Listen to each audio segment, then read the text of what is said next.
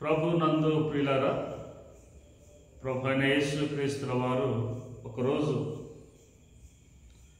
అద్దరికి వెళ్ళవలెనని ఆయన తన శిష్యులను బలవంతం చేయగా శిష్యులు ముందుగా వెళ్ళారు. తరువాత యేసు ప్రభుల వారు వెళుతూ ఉన్నారు.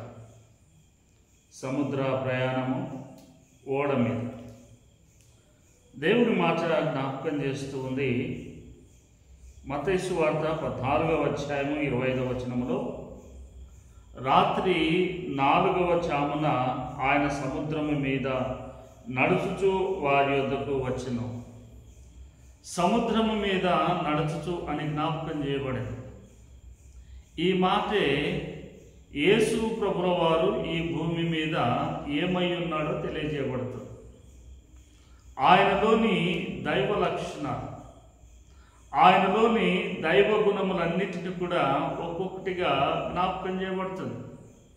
ఈ సమయంలో ఆయన శరీరమును మనము పరికించి చూసినట్లయితే ఆయన శరీరము దైవత్వం యొక్క లక్షణాలను బయటకు తీసుకుని వస్తుంది. అందుకే ఆ సముద్రము మీద 4వ జామున లేదా రాత్రి 4వ జామున ఆయన సముద్రం మీద నడుస్తూ ఉన్నాడు.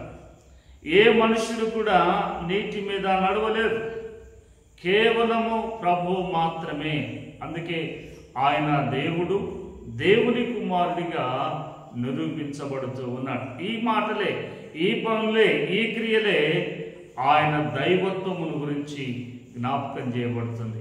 దేవుడు మనను అలాగ నడిపించును గాక.